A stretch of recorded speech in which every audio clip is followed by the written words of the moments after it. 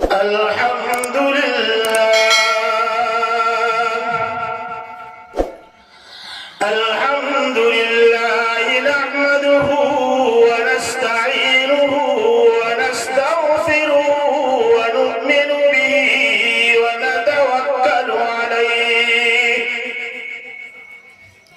ونعوذ بالله من شرور أنفسنا ومن سيئات أعمالنا من يهده الله فلا مضل له ومن يضلله فلا هادي له ونشهد أن لا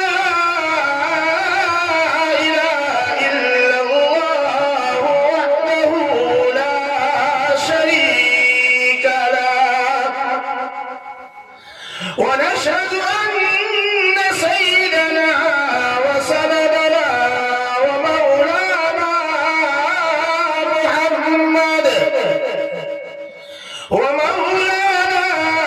محمدا عبده ورسوله أما بعد فأعوذ بالله من الشيطان الرجيم بسم الله الرحمن الرحيم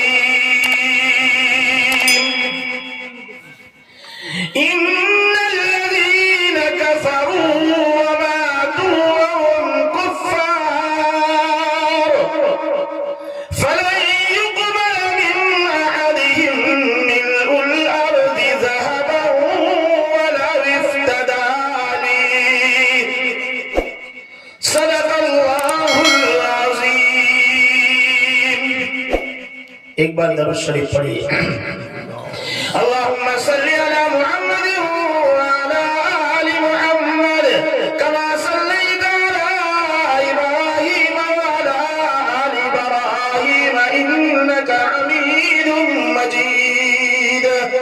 اللهم بارك على محمد وعلى آل محمد كما باركت على إبراهيم وعلى آل إبراهيم إنك حميد مجيد.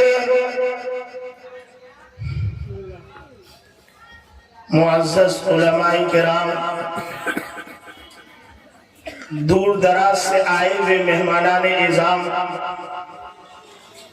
انتظامات کے صحیح نہ ہونے کی وجہ سے روڈ پر کھڑے ہو کر سننے والے مسلمان، چونکہ نیچے بالکل زمین سخت ہے، صرف اس کے اوپر یہ پلاسٹک بچھا دیا گیا ہے، یہ بھی آنے والے مہمان کی ایک قسم کی توہین ہے. مہمان ہوتا ہے، چاہے وہ چھوٹا ہو یا بڑا، امیر ہو یا غریب، عالم ہو یا عوام، عورت ہو یا مرد، مہمان ہوتا ہے.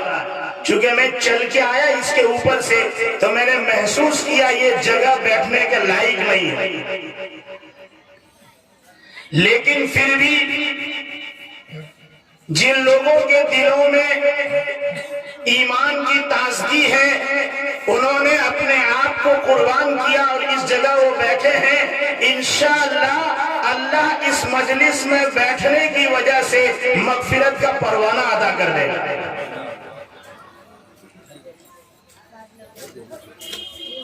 میرے بھائیوں،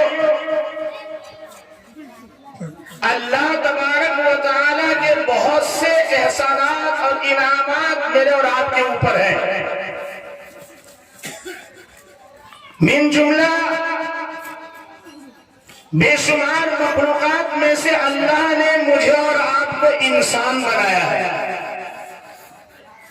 اللہ چاہتا تو کوئی جانور بنا دیتا، گائے بھینس بیل بکرے کی شکل میں، تو لوگ پیچھے سے ہانکتے. زہریلے جانور بنا دیتا تو ڈنڈے سے مارتے، لیکن اللہ نے انسان بنایا. پھر یہ کہ اللہ تبارک و تعالیٰ نے انسان بنا کر یوں ہی چھوڑ نہیں دیا، بلکہ اللہ تبارک و تعالیٰ ایمان بھی عطا فرمائے.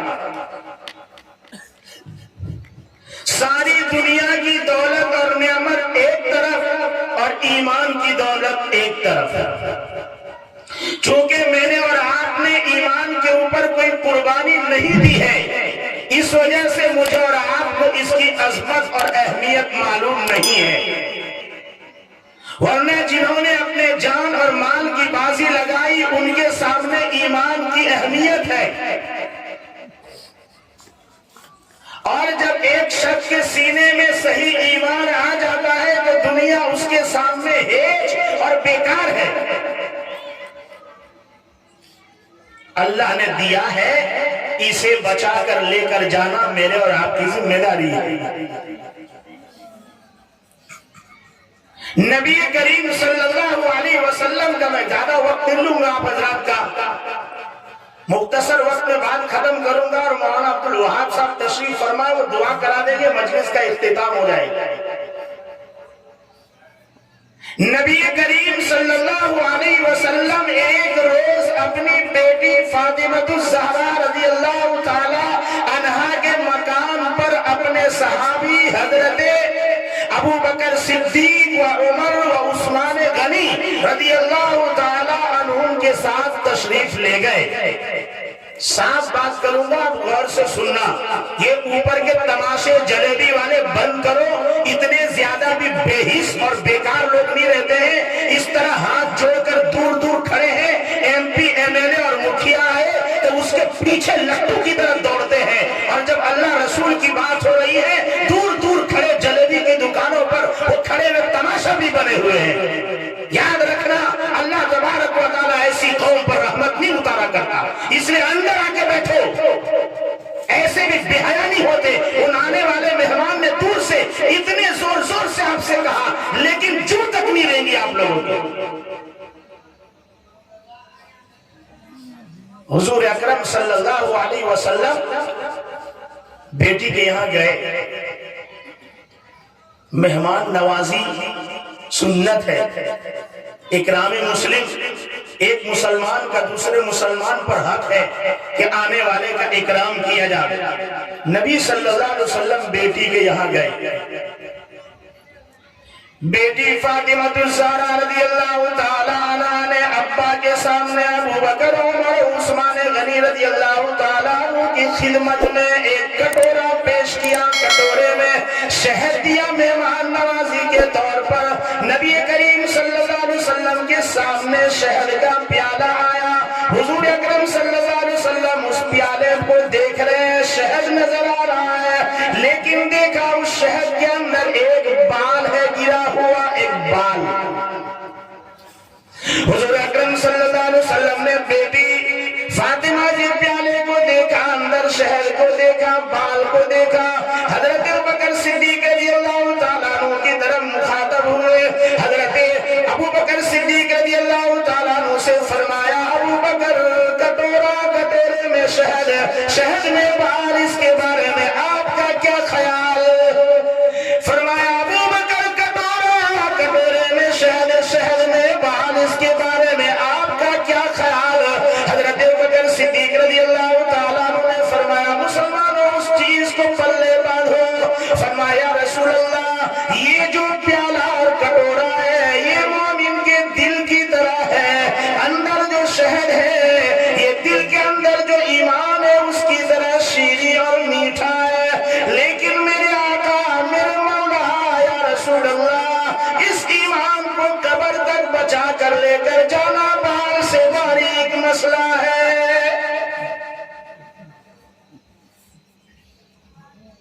کٹورا ہٹایا، حضرت عمر کے سامنے رکھا. حضرت عمر فاروق رضی اللہ تعالیٰ عنہ سے حضور نے سوال پوچھا، عمر کٹورے میں شہد، شہد میں بال، اس کے بارے میں عمر آپ کا کیا خیال؟ یہ عمر کون ہے آپ کو پتا ہونا چاہیے. نبی کریم صلی اللہ علیہ وسلم نے ایک رات ہاتھ اٹھا کر دعا مانگی، الہ العالمین عمر ابن خطاب کو یا عمر ابن ہشام کو، عمر ابن خطاب کو یا عمر ابن ہشام کو میرا باڈی گارڈ بنا دیجئے، میرا ساتھی اور رفیق بنا دیجئے. رسول اللہ صلی اللہ علیہ وسلم نے دعا مانگی عمر کے لیے. فرماتے صبح کو کفار مکہ ایک میٹنگ کر رہے ہیں کہ بھائی ہم یہ محمد سے بہت پریشان ہیں. اس نے بھائی بہن میں، ماں بیٹی میں، باپ بیٹے میں، رشتہ داروں میں آپس میں توڑ کر رکھا ہے. اس لیے اس کو کس طریقے سے روکا جائے اور کس طریقے سے محمد کے مشن کو ختم کیا جائے. فرماتے سب لوگ جمع ہوئے. کسی نے کہا کہ محمد کو ختم کر دیا جائے، کسی نے کہا نکال دیا جائے، کسی نے کہا اس کا بائیکاٹ کیا جائے. معاملہ یہ طے ہوا کہ ختم ہی کر دیا جائے، جیسے آج ہو رہا ہے کہ ان کلمہ والے کو ختم کر دو. لیکن یاد رکھیے یہ کلمہ ہر کچے پکے مکان میں داخل ہونے آیا ہے، کلمہ مٹنے نہیں آیا. اسے مٹنا ہوتا تو 313 میں ہی مٹ جاتے. لیکن اللہ تبارک و تعالیٰ نے 105 ملکوں میں صرف دعوت و تبلیغ کے چراغ کو چمکایا ہے. یہ مٹنے والا نہیں ہے. ہاں یہ قسمت ہماری ہوگی کہ اللہ اس دین کی خدمت میں مجھے اور آپ کو قبول کر لے. ورنہ یہ تو پھیلنے اور آیا ہے، یہ مذہب پنپنے آیا ہے، مٹنے آیا نہیں ہے. فرماتے کا قتل ہی کر دو، بات ہی ختم ہو جائے، نہ رہے بانس نہ بجے بانسری. یہ کام کون کرے گا؟ حضرت عمر بن خطاب کھڑے ہوئے فرمایا یہ کام میں کر سکتا ہوں، محمد کا گردن اتار کر میں تمہیں لا کر دے سکتا ہوں. ابو جہل عمرو بن ہشام بولا یہ کام تم ہی کر سکتے ہو، شاباش جاؤ. ہاتھ میں ننگی تلوار لیے نکلا. ابھی ایمان یہ لایا ہے. حضرت عمر کے ہاتھ میں ننگی تلوار نکلا. رسول اللہ صلی اللہ علیہ وسلم شیب ابی طالب میں اس وقت ابھی قید ہے. جیسے تیور بدلے ہاتھ میں ننگی تلوار لی محمد مصطفیٰ کی طرف نکلے. راستے میں ایک صحابی ملتے، فرماتے کہاں؟ فرمایا پتہ نہیں. محمد نے بیوی بچوں میں، بھائی بہن میں، رشتہ داروں میں پھوٹ ڈال رکھا ہے. آج سوچا ہوں کہ گردن ہی اڑا دوں. کیا رہنے دینا بھائی، تیری بہن اور تیرا بہنوئی سعید بن زید جو عشر مبشرہ میں سے ہے، وہ بھی تو انہی کا گیت گاتے. پہلے گھر میں دیکھ جا کے جاؤ. ہاں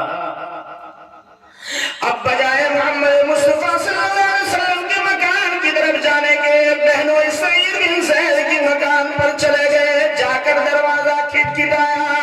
جیسے دروازے پہ دستک دیا، اندر سے بہن بولی من بالباب، من بالباب، کون ہے دروازے پر؟ عمر نے کہا افتح لی الباب انا ابن خطاب، کھولو دروازہ، میں عمر ابن خطاب ہوں. بہن نے دروازہ کھولا. بھائی سامنے سوال پوچھا تم کیا کر رہی تھی؟ عورتیں غور سے سنے. سوال پوچھا تم کیا کر رہی تھی؟ کہا محمد رسول اللہ صلی اللہ علیہ وسلم کے دیے ہوئے سبق کو دہرا رہے تھے. جیسے یہ جملہ سنا، بہن کے چہرے پر زوردار سا تماچا رسید کیا. بہن زمین پر گری، اٹھنا چاہتی کہ دوسرا تھپڑ مارا کہ بہن کے منہ سے خون جاری ہو گیا. بہن نے کھڑے ہو کر بھائی کی آنکھوں میں آنکھیں ڈال کر کہا سن عمر، جس ماں کا دودھ پی کر تو کفر و شرک میں پختہ ہو چکا، اسی ماں کا دودھ پی کر میں محمد رسول اللہ کی غلامی میں پختہ ہو چکے ہو. تو مارتا تھک جائے گا لیکن محمد رسول اللہ کے دامن کو نہیں چھڑوا سکتا. یہ ایمان اندر آ گیا. میرے بھائیوں اب پریشان ہے عمر کہ ماں سے تو بڑے بڑے ہل جاتے ہیں، بہن ایسا کیسا بول رہی ہے؟ کہا بہن مجھے بتاؤ نا وہ کیا ہے جسے تم دہرا رہی تھی؟ کہا نہیں بتا سکتی. لا يمسه إلا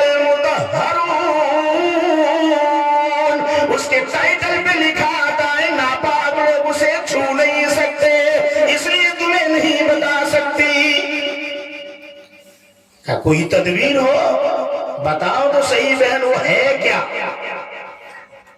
بہن نے سامنے قرآن کریم کا وہ صفحہ سورہ طٰہٰ کی آیت کریمہ لا کے رکھ دیا.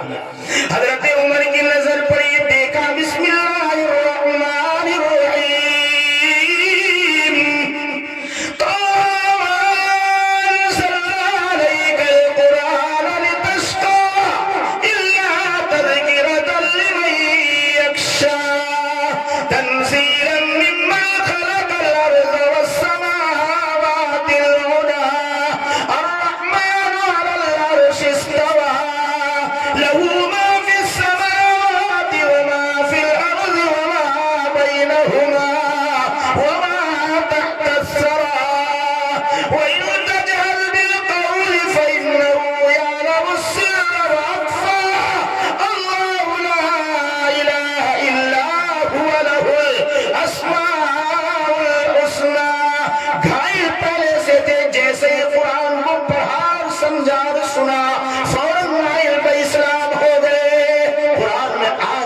تاثیر ہے. لیکن قرآن کو قرآن کی طرف پڑھا جائے. ہاں قرآن پہ جتنا ظلم مسلمان کرتا اتنا دوسرے نہیں کرتے. مسلمان نماز پڑھتا نہیں، جو نماز پڑھتے ان کے لیے امام ہوتا ہے ٹوٹا پھوٹا سا، اس نے بھی 28 پارے کو چھوڑ رکھا ہے، صرف 29واں 30واں پارا اسی کو نماز میں گھماتے رہتا ہے. اس کا جو ہے فکس ہے، شنیچر کی کون سی قرات، اتوار سے کون سی قرات، وہ فکس رکھا ہوا ہے. عوام کو بھی معلوم ہے کہ امام صاحب آج جمعہ کے دن فجر میں کیا پڑھنے والا ہے، شنیچر کو کیا پڑھنے والا ہے. اور پھر جیسے ہی رمضان مبارک کا مہینہ آئے گا اور ایک قسم کے قرآن کے اوپر ظلم کے بس ایسا بھاگ رہا لگتا ہے اس کے پیچھے کوئی ڈنڈا لے کے کھڑا ہے. قرآن کے اوپر ظلم یہ مولوی اور یہ حافظ کر رہا ہے. ظلم ہی ظلم.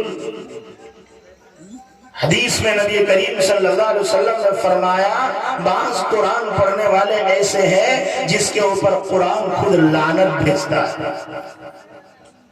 وہ وہی حافظ جی ہے جو 45 منٹ میں 2 پارا پڑھتا ہے تراویح میں، تو آ میں چلا تو آ میں چلا.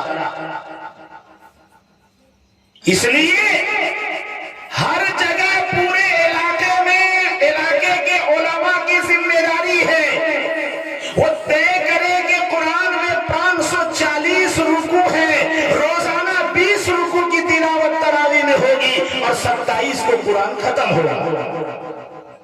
یہ کیا تماشا ہے؟ ایک 10 میں، ایک 3 میں، ایک 15 میں، کیا ہے بھائی؟ کہاں جائے گا تو؟ بولے ہمارے یہاں سبینہ ہوتا ہے. نماز کا ٹھیکانہ نہیں کہ سبینہ کرے گا، چپ چاپ بیٹھ 27 دن تراویح پڑھ. قرآن آج بھی وہی اثر رکھتا ہے، لیکن قرآن کو قرآن کی طرف پڑھا جائے. میرے بھائیو سب کتنا ہنسے روڈ پر ہے. مولانا کے لیے بولا، حافظی لوگ کے لیے تو ہنس رہے. میں جو دکھتا ہے اندھیرے میں بھی دانت دکھا رہے تھے. اچھا عالم اچھا حافظ قرآن پڑھتا ہے تو رمضان میں اس کو بھرپور ہدیہ دو. بیٹی کو جہیز میں دینے کے لیے پیسہ ہے، گھر بنانے کے لیے پیسہ ہے، تیرے پاس کھیت خریدنے کے لیے پیسہ ہے، تیرے پاس پیسہ نہیں ہے تو مسجد کے امام کو دینے کے لیے نہیں ہے، مسجد بنانے کے لیے نہیں ہے. مجھے دل میں گھٹن محسوس ہو رہا تھا. مولانا بیان میں کہہ رہے تھے کہ ہمارے گجرات میں یہ لوگ چندہ لینے مسجد کے لیے آتے ہیں. غیرت جاگنی چاہیے اور خود مسلمان یہ طے کرے کہ اپنے گاؤں کی مسجد کو خود بناؤں. ارے بولیے مردے کی طرح کیا ہے؟ نماز ہم پڑھیں، سجدہ ہم کریں، مسجد میری. پیسہ کسی کا کیوں لگے؟ کیوں لگے؟ میرے بھائیوں حافظی لوگ کو ہدیہ دو. कितना दो कि वो गिन न सके, खूब हदिया दो। पैसे का हार बनाओ, दूल्हा को पहनाते ना, घोड़े पे बैठा हुआ दूल्हा आ रहा है और कोई कव्वाल आया तो यूं करके नोट लुटाते उस पर नोट। ऐसे ही 27वीं रात को एक पैसे का हार बनाओ और ऐसा लेकर आओ और उसके ऊपर नोट लुटाओ, ताकि बस्ती का वो आदमी जो जाहिल जपत गवार है, जो बैठ के चौराहे पे कुछ काम नहीं है, वो सिर्फ उलमा की तौहीन करता है, बुराई करता है और ग़ीबत चुगली करता है कि मौलवी साहब जाता है पैसे लाता है, अपना घर बनाता है। बेवकूफ कहीं का, जिस अल्लाह ने उसको इल्म दीन दिया है, दुनिया तो उसके कदमों में आएगी। तू तेरे बेटे को पढ़ा कर देख, देख अल्लाह कैसा तुझे भी नवाजेगा। लेकिन तू तो उलमा की चुगलखोरी ग़ीबत करता है, जो आलिम की चुगली करेगा अल्लाह उसकी नस्ल में कभी कोई आलिम पैदा नहीं करेगा।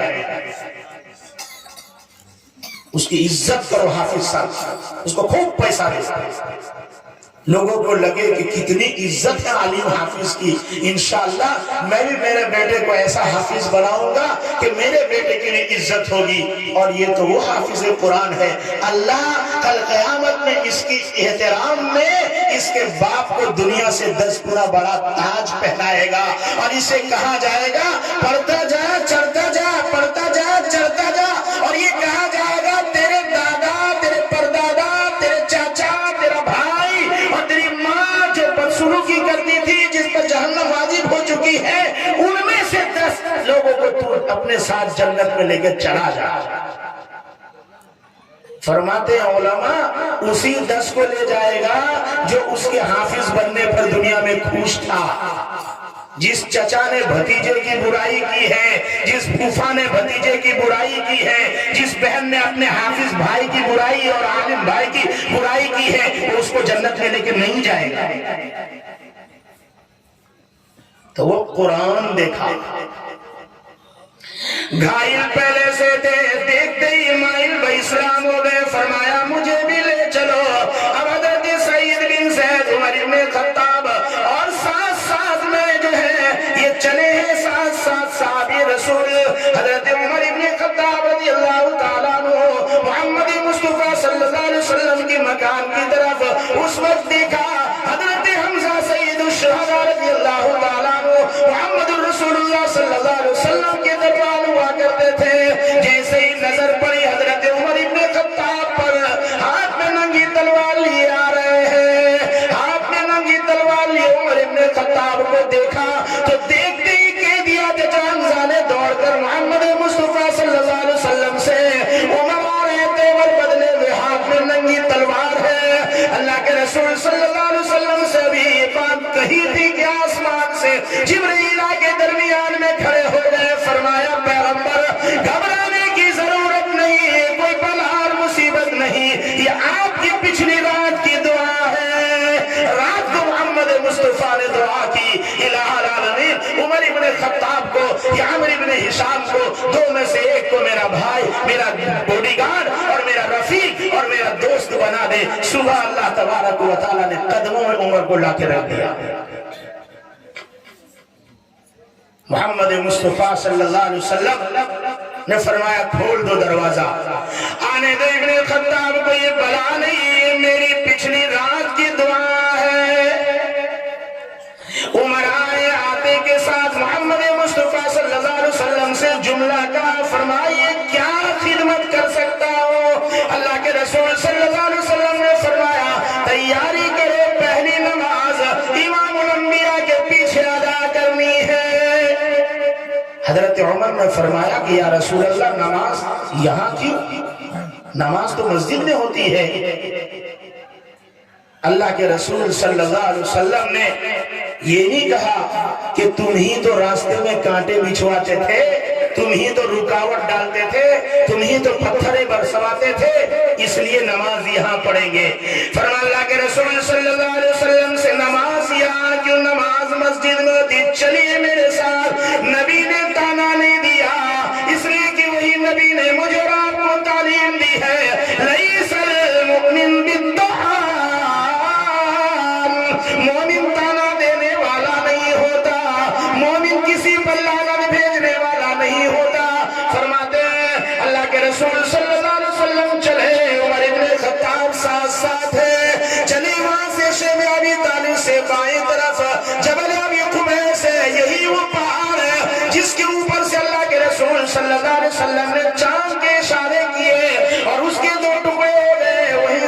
سیدھے چلے 24 نمبر کے گیٹ سے اندر داخل ہوئے اور سیدھے چلے اور حضرت عمر بن خطاب رضی اللہ تعالیٰ عنہ نے چھلانگ لگائی اور سیدھے کعبۃ اللہ پر چڑھ گئے اور کعبۃ اللہ پہ چڑھ کے حضرت عمر نے اعلان کیا اے مکہ والوں سنو آج تک تم نے میری محمد سے دشمنی دیکھی تھی اب دوستی دیکھ لینا آج تک جھگڑنا دیکھا تھا جڑنا دیکھ لینا دیکھتا ہوں کون ماں کا لال محمد مصطفیٰ کے راستہ روکتا ہے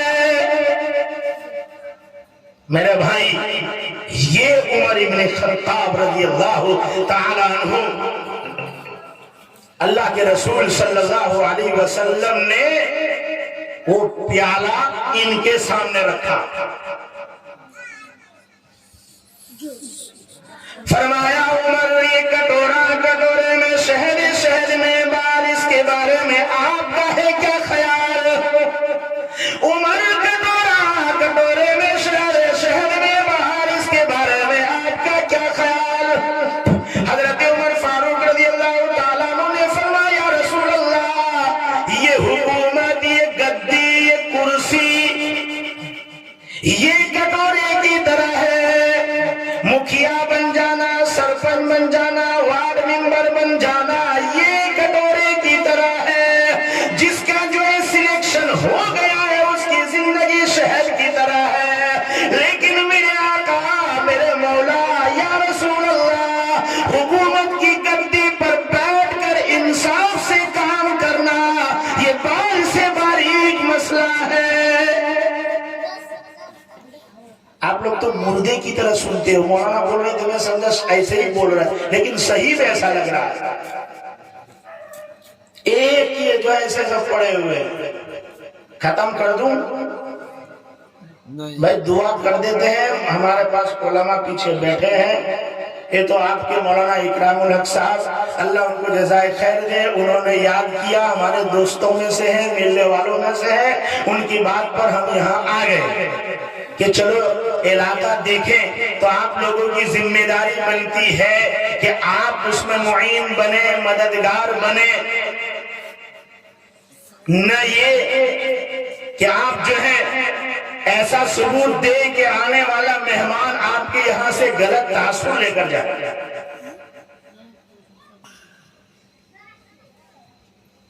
وہ ایک اتفاقی بات تھی کہ مولانا دور سے مہمان تھے اور ان کی فلائٹ اس لیے ان کو پہلے بیان کروا لیا اس کا یہ مطلب نہیں ہے کہ انہوں نے بیان کر دیا تو دوسرے عالم نہیں ہے الحمدللہ مہمان تھے عزت سراہوں پر ان سے بڑے بڑے علماء اسٹیج پر ہیں اور یہ کیا افراد پرستی اسلام نہیں سکھاتا شخصیت پرستی اسلام نہیں سکھاتا اسلام نے ہر ایک کو اللہ کے ساتھ جوڑا ہے بندے کے ساتھ نہیں اس لیے بھی یہ ایک قسم کی آپ کی حماقت ہے بستی والوں کی کہ چلو مولانا چلے گئے سب چلو ایسا کیسا چلو تو ان کو کون سنے گا میرے بھائیوں تو کہا حکومت کٹورے کی طرح جس کا سلیکشن ہو جائے مکھیا سرپنچ بن جائے اس کی زندگی شہد کی طرح لیکن انصاف سے کام کرنا یہ بال سے باریک ہے کٹورا اٹھایا اور اٹھا کر حضرت عثمان غنی کی خدمت میں رکھا حضرت عثمان غنی رضی اللہ تعالیٰ عنہ سے پوچھا عثمان کٹورے میں شہد میں بال اس کے بارے میں کیا ہے خیال حضرت عثمان نے فرمایا یا رسول اللہ میں جواب دوں اپنی طرف سے اس سے پہلے میں کچھ جملے عرض کروں فرمایا بالکل بول سکتے نبی بولے صحابہ سنے صحابہ بولے نبی سنے اور نبی ان پر کوئی نکیر اور اعتراض نہ کرے وہ بھی حدیث ہے فرمایا بولو حضرت عثمان غنی رضی اللہ تعالیٰ عنہ نے نبی کی موجودگی میں جملہ ارشاد فرمایا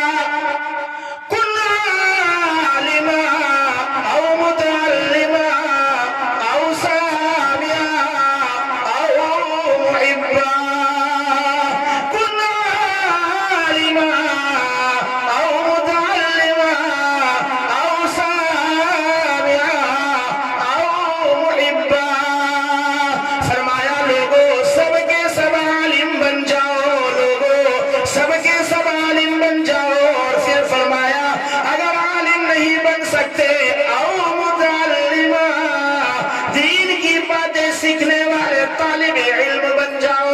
کہا اگر یہ بھی تم سے نہیں ہو سکتا او سامیا, کہیں مولانا اکرام الحق جیسے نیک سوچ کے انسان اگر دینی مجلس لگاتے ہیں, علماء کو بلاتے ہیں او سامیا, تو دین کی باتیں سننے والے بن جاؤ, اسی میں اپنا نام لکھوا لو. فرمایا اور اگر یہ بھی تم نہیں کر سکتے او محبا, ان علماء سے محبت کرنے والے بن جاؤ, ان سے محبت ہی کرو کم سے کم.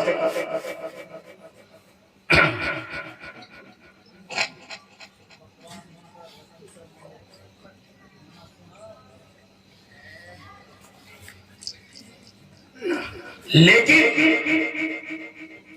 محبت تو کیا کریں گے.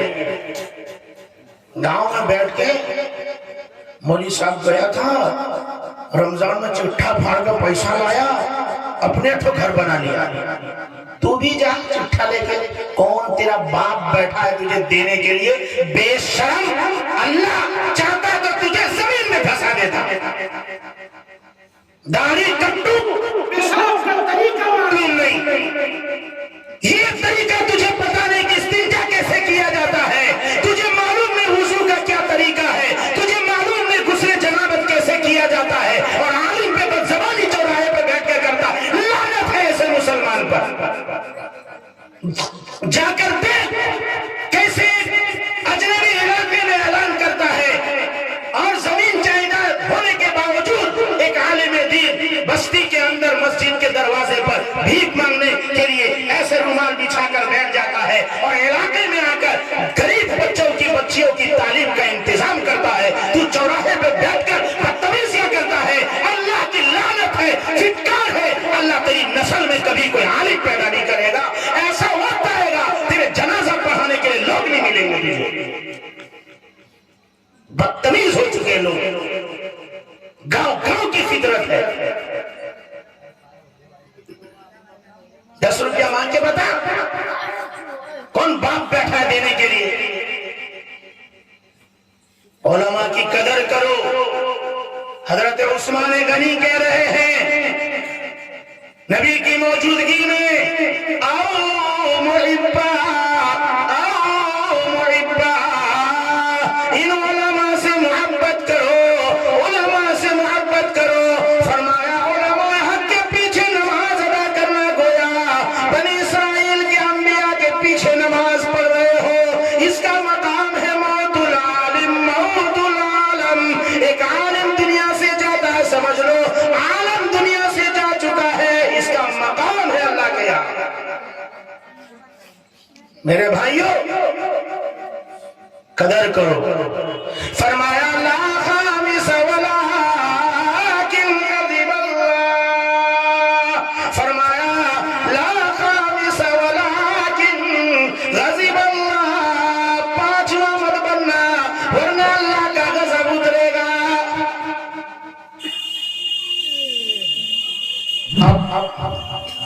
حضور صلی اللہ علیہ وسلم سے فرمایا اب بولتا ہوں یا رسول اللہ. فرمایا بولو. فرمایا یا رسول اللہ علم کٹورے کی طرح ہے, یہ علم کٹورے کی طرح ہے, اور جس کے پاس اللہ نے علم دیا ہے اس کی زندگی شہد کی طرح ہے. وہ ہر ایک چیز کے مسائل کو جانتا ہے, کما حق وہ عبادت کرنے کی کوشش کرتا ہے, اللہ کا قرب حاصل کرتا ہے, اس کی زندگی شہد کی طرح ہے.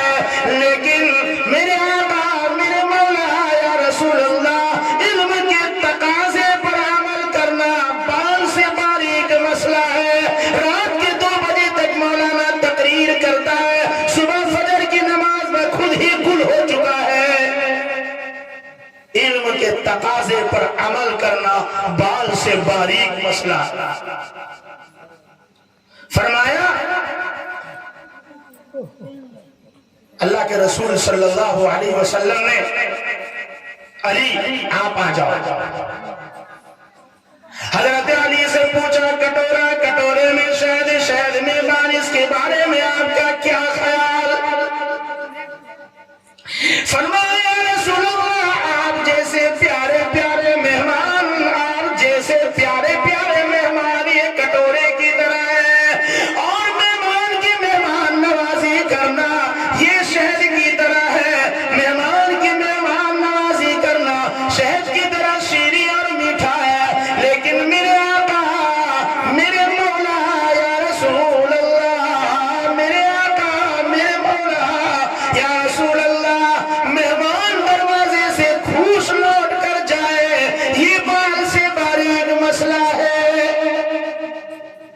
ہاں مہمان کا اکرام.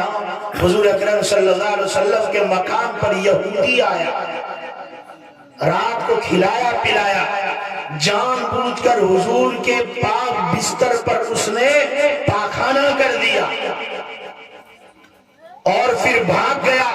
صبح جلدی حضور اٹھے ہیں تو دیکھا بستر گندا ہے, حضور پریشان ہے. مہمان کو کوئی تکلیف تو نہیں ہو گئی, مہمان کو کوئی تکلیف تو نہیں ہو گئی. حضور اکرم صلی اللہ علیہ وسلم ادھر پریشان ہے, وہ ادھر سے لوٹ کر آ رہا ہے دیکھنے کے لیے کہ پتہ نہیں کیا حال ہے. اللہ کے رسول صلی اللہ علیہ وسلم اپنے ہاتھوں سے خود اس بستر کو دھو رہے ہیں اور اسی غم میں ہے کہ میرے مہمان کو کہیں تکلیف تو نہیں ہو گئی. میرے بھائیوں, اس کٹورے کو حضرت فاطمہ الزہرا رضی اللہ تعالی عنہا کی خدمت میں پیش کیا. فرمایا مائیں سنے, فرمایا فاطمہ بیٹی یہ کٹورے میں شہد میں بال, اس کے بارے میں آپ کا کیا خیال؟ کٹورے میں شہد میں بال, بیٹی فاطمہ اس کے بارے میں آپ کا کیا خیال؟ بیٹی فاطمہ تو زہرا رضی اللہ تعالیٰ عنہا کے جملے کو یاد کرے میری مائیں بہنیں. فرمایا حیا عورت کی زندگی کٹورے کی طرح ہے, عورت کی زندگی کٹورے کی طرح ہے. عورت کی زندگی میں اندر جو حیا اور شرم ہے وہ حیا اور شرم شہد کی طرح ہے. لیکن میری ماں اور میری بیٹی اور میری بہنیں اس بشر بازار اپنے اس حیا اور شرم کو نیلام نہ کر دے, یہ بال سے باریک مسئلہ ہے. عجیب ہے, لوگوں کو دیکھ کر پلو لیتی ہے اور منہ ڈھانکتی ہے اور پورا پیٹ بلوچ میں کھلا ہے. یہ کیسا نوٹنکی پنا ہے؟ منہ پہ پلو ہے اور پیٹ کھلا ہے. کیسا بے غیرت مرد بھی ہے, اپنی بیوی کو ایسے لباس پہناتا ہے, کیسا بے شرم ہے. اس معاشرے پر لگام لگانا ہر مرد کی ذمہ داری ہے, ہر مرد کی ذمہ داری ہے. میرے بھائیوں ختم کرنے جا رہا ہوں, آپ لوگ ادھر ادھر کر رہے ہیں, اسٹیج پر بھی بھاگا بھاگی ہے, سب کو سونے کا, میں بھی ختم کرتا ہوں. فرماتے ہیں حضرت فاطمہ الزہرا رضی اللہ تعالی عنہا نے ہمت کر کے حضور سے پوچھ لیا کہ ابا آپ ہی بتا دیجئے کٹورے میں شہد میں بال, اس کے بارے میں آپ کا کیا خیال؟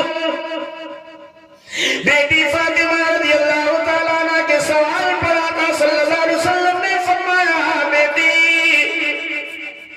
اللہ کی معرفت, اللہ کی پہچان, بزرگی, ولایت یہ کٹورے کی طرح ہے. لیکن جسے معرفت مل جائے اور جسے ولایت حاصل ہو جائے اس کی زندگی شہد کی طرح ہے. لیکن اس ولایت پر موت تک اپنے آپ کو, معرفت پر موت تک اپنے آپ کو باقی رکھنا یہ بال سے باریک مسئلہ ہے. شروع میں مولوی صاحب یہ وہ فلاں سب ہوتا ہے, لیکن بعد میں تھوڑا دنوں کے بعد پھر چالو ہو جاتا ہے. فرمایا زمین والے کی گفتگو ختم ہو گئی, ابو بکر کی گفتگو, عمر کی گفتگو, عثمان کی گفتگو, علی کی, فاطمہ الزہرا رضی اللہ تعالی عنہا کی, اور پھر جو محمد الرسول اللہ صلی اللہ علیہ وسلم کی بات پوری ہو گئی. اتنے میں جو ہے آسمان سے جبرائیل امین آئے. جبرائیل نے فرمایا یا رسول اللہ ہم بھی کچھ لے کر آئے ہیں, ہم بھی سنانا چاہتے ہیں, کہا سنائیے. فرمایا اللہ کا راستہ, جہاد فی سبیل اللہ. یاد رکھنا ہے جہاں بھی حدیث میں فی سبیل اللہ کا لفظ آیا ہے وہ جہاد کے لیے آیا ہے, تبلیغی جماعت کے لیے نہیں آیا ہے.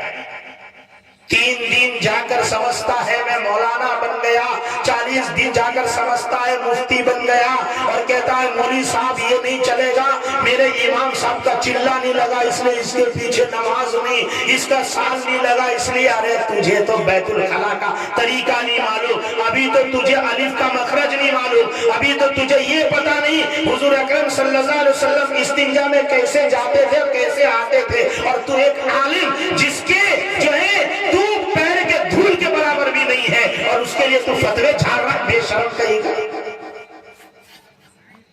جہاں بھی آیا ایسے نہیں بول رہا, علماء بیٹھے آپ کے اسٹیج پر تماشا کر رکھا, ہر کوئی سمجھ رہا ہے ہم مولوی بن گئے. تو کیوں 10 سال لگاتے ہیں یہ, کیوں ماں کو چھوڑ دے, باپ کو چھوڑ دے, رشتہ دار کو چھوڑ دے, دوست کو چھوڑ دے, کھیلنے کی عمر چھوڑتے ہیں اور جو ہے مار بھی کھاتے ہیں, ٹھنڈی بھی برداشت کرتے ہیں, دور بھی رہتے ہیں, اور میرے بھائیوں ایسا سوکھا موکھا کھاتے ہیں اور پھر 10 سال گزارتے ہیں. 3 دن کیا نہیں گیا, پھر ایک نیا طریقہ لے کر آ گیا کہ جس عورت نے جماعت میں وقت نہیں لگائے وہ عورت تعلیم بھی نہیں کر سکتی. ارے کون سے لائے تھے؟ یہ سب فتنے ہیں جس سے دین کو نقصان ہو رہا ہے, اس لیے علماء کی قدر کریں. آپ کو صحیح دین ایک عالم ہی بتا سکتا ہے. فرمایا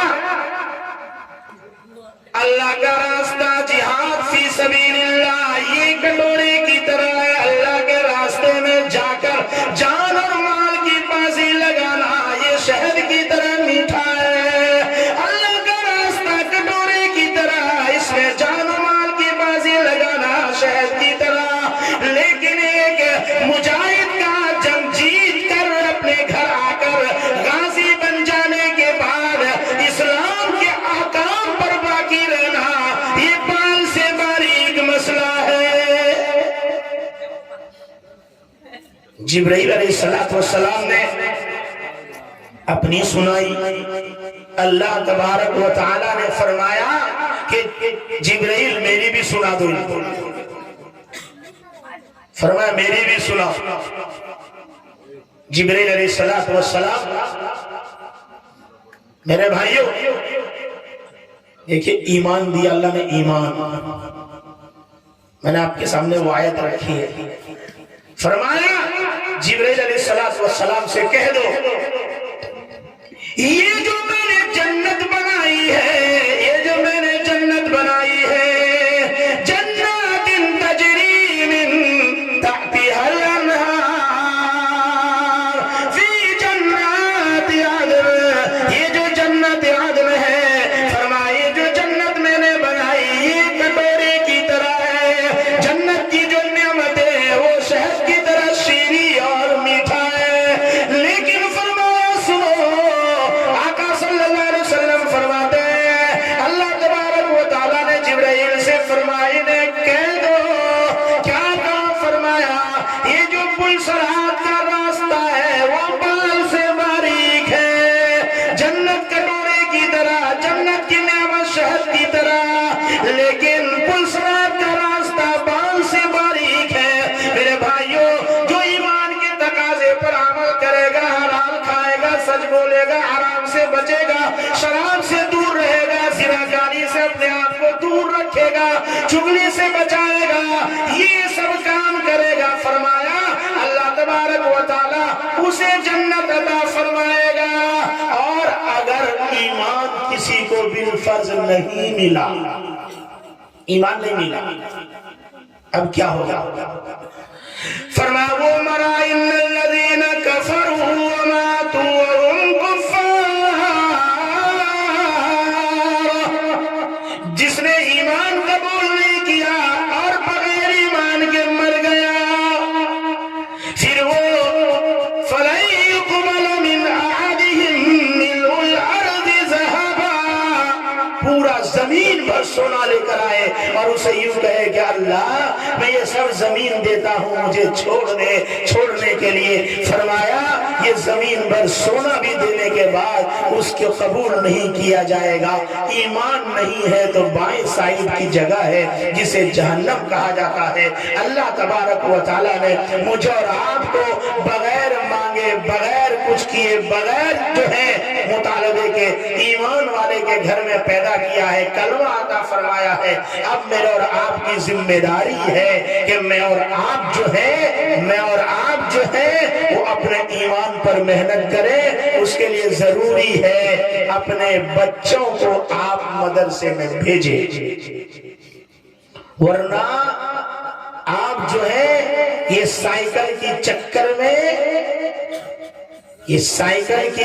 میں اسکول کی کھچڑی کے چکر میں 700 روپے کے چکر میں ایسا نہ ہو کہ آپ کی اولاد ایمان سے ہاتھ دھو بیٹھے اور وہ مرتد بن جائے، ایسا نہ ہو۔ اس لیے اپنے بچوں کو آپ بعد میں ڈاکٹر، پروفیسر، انجینئر، میکینک جو بنانا ہو بنانا، پہلے اپنے بچوں کو گاؤں میں آپ کو اللہ نے مدرسہ دے دیا ہے، اس مدرسے میں اپنے بچوں کو بھیجیں اور اس کے ایمان کی حفاظت کا پہلے سامان مہیا کریں۔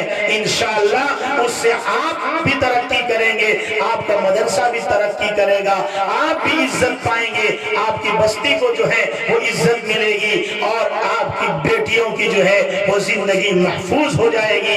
اور جو بڑے مدرسے میں نہیں جا سکے ہیں تو وہ علماء سے تعلق رکھیں، وہ جماعت میں جائیں اور جا کر دین کو سیکھیں، لیکن علماء کا مقابلہ نہ کریں۔ دین سیکھیں جماعت میں جا کر، علماء کا مقابلہ نہ کریں۔ انشاءاللہ اللہ اتنا تو دے دے گا 6 نمبر کا مذاکرہ کرتے کرتے کہ حلال کی تمیز ہو جائے گی، حرام کی تمیز ہو جائے گی، آپ حلال کمانے والے بن جائیں گے، حرام سے بچنے والے بن جائیں گے، اور جو ہے میرے بھائیوں آپ زکوٰۃ نکالنے والے بن جائیں گے۔ یہ پورا علاقہ بہار کا، جھارکھنڈ کا گنتی کے ساتھ زکوٰۃ نہیں نکالتا۔ ہاں، جو قوم زکوٰۃ نہیں نکالے گی اللہ اس قوم پہ قحط سالی لائے گا۔ مارا ہوا نا مارا، کورونا میں آدمی مرا اور بارش نہ ہونے کی وجہ سے کھیتی میں مارا۔ جو قوم زکوٰۃ نہیں دے گی وہ اسی طرح مرے گی۔ ہاں، دیتے ہی نہیں۔ دومن دھان سے کیا ہوتا ہے؟ دھان ہوا تجھے 1000 من اور دومن دے گا۔ یہ سب جو ہے بارش کے پانی سے کھیتی ہوتی، اسی زمین ہے 10% دینا پڑے گا۔ 1000 من میں 100 من دو، اسی زمین ہے سب۔ پوچھئے کسی نے کہ علماء سے پوچھئے، بھر رہا ہے گھر میں، بتائیے اشری زمین۔ زکوٰۃ دیجئے، گن کر دیجئے، 100 میں سے 2.5 روپیہ دیجئے، 40 میں سے روپیہ دیجئے، لاکھ میں 2.5 دیجئے، کروڑ میں 2.5 لاکھ دیجئے۔ ہے مولوی صاحب 2.5 لاکھ، اور یہ 2.5 لاکھ دماد نے مانگا ہے 20 لاکھ۔ دماد میرا پروفیسر ہے، 1 لاکھ کا تنخواہ ہے تو فقیر کیوں ہے؟ 1 لاکھ کا تنخواہ ہے تو فقیر چل رہا کیوں ہے؟ یاد رکھیے، ایک عالم 10,000 12,000 15,000 کماتا ہے، لیکن کپڑا اللہ اس کو عزت کا پہناتا ہے، اللہ اسے سوٹ بوٹ میں رکھتا ہے، عزت سے کھاتا ہے، عزت سے جیتا ہے۔ اور یہ حرام خور سسور کی گاڑی پر گھومنے والا ماسٹر، ٹیچر، یہ 11 مہینے 12 مہینے 1.5 سال سے تنخواہ نہیں ملی، اسی عالم کے دروازے پر جا کر کہتا ہے ابھی تنخواہ نہیں ہوئی ہے مولوی صاحب، ذرا مجھے 10,000 قرضہ دے دو نا۔ کوئی عالم اسٹی ماسٹر کے دروازے پہ نہیں جاتا، یہی ماسٹر فقیر جاتا ہے اسی عالم کے دروازے پر پیسہ مانگنے، کیونکہ انٹرنیشنل فقیر ہے۔ ماسٹر بنو، ماسٹر بنو، ماسٹر سب کچھ بنو، پہلے نمازی بنو، مسلمان بنو۔ مالداروں سے اللہ حساب لے گا، غریبوں سے نہیں لے گا، مالداروں سے لے گا۔ اور مولوی صاحب سے ایک اللہ سوال پوچھے گا، صرف اتنا کہ تیرے پاس علم تھا، کتنا عمل کیا، اتنا ہی سوال ہے مولانا سے۔ اور مالدار سے 2 سوال ہے، 2 بتا تو نے مال کہاں سے کمایا اور کہاں خرچ کیا، کمایا بھی کہاں سے وہ بھی بتا،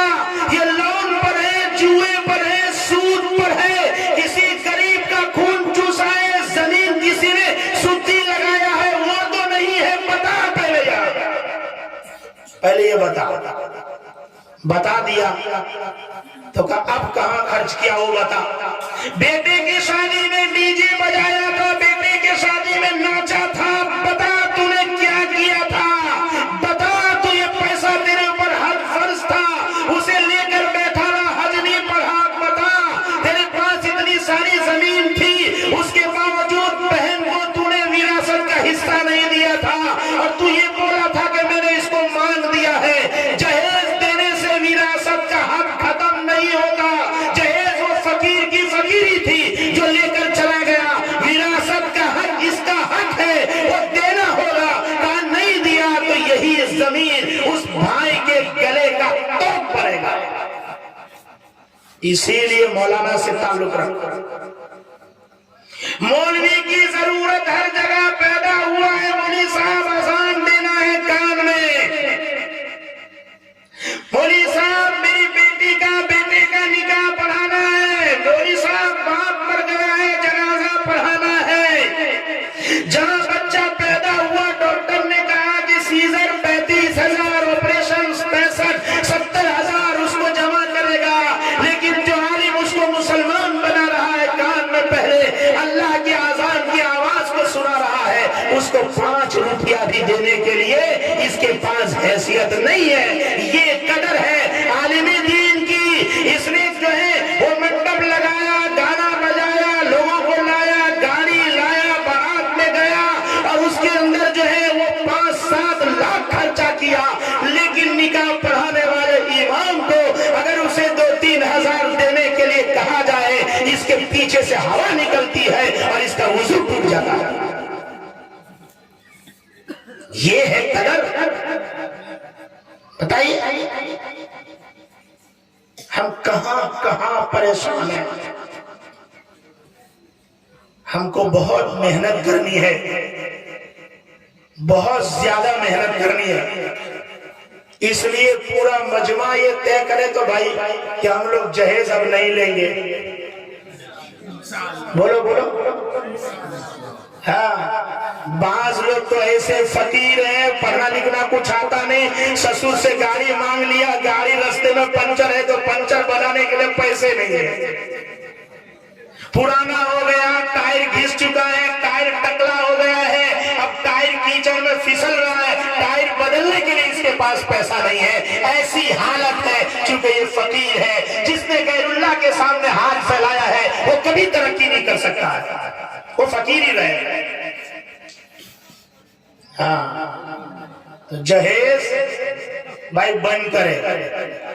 لیکن مجھے جب پتا چلتا ہے کہ ایک مولوی صاحب ہے اور وہ عالم بنا ہے علاقے میں اور اس کے سسر نے اس کو گاڑی دیا اور وہ کم بخت اپنی بیوی کو لے کے, وہ عالم نہیں وہ ظالم ہے, وہ اپنی بیوی کو لے کر بائک پہ گھوم رہا ہے, ایسے مولوی پر بھی لعنت.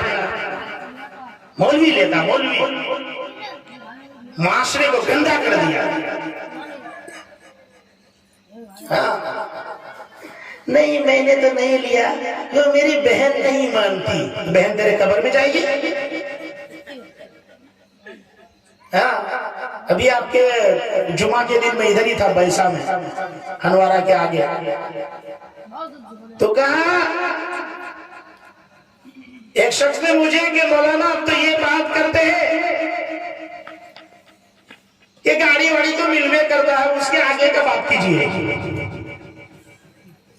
بیٹھک کرنے ایسا بیٹھتے اور بولے مہر ہے, مہر کیا ہوتا ہے؟ وہ تو بڑھیا ہو جائے گی, بڑھوا مر جائے گا تو جنازے پہ آ کر بڑھیا کہے گی ہم معاف کر لیے کٹا مہر. بے شرم بڈھا 70 سال کا ہو گیا اور بیوی کا مہر باقی ہے. بے شرم کہیں کا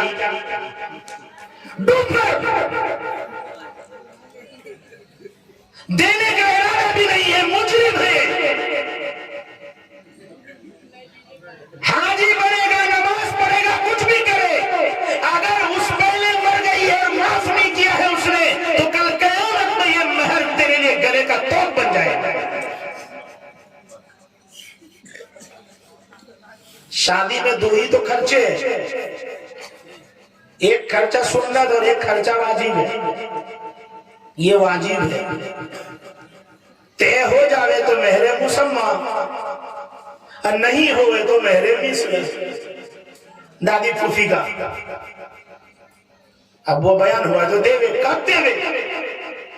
اسی وقت مجلس میں دے وے. گدھا اگر تجھے بائک نہیں ملی اور تجھے فور ویلر نہیں ملا تو بارات واپس لے کے جائے گا. گاڑی نقد چاہیے، بیوی نقد چاہیے، بیٹی نقد چاہیے اور مہر ادھار.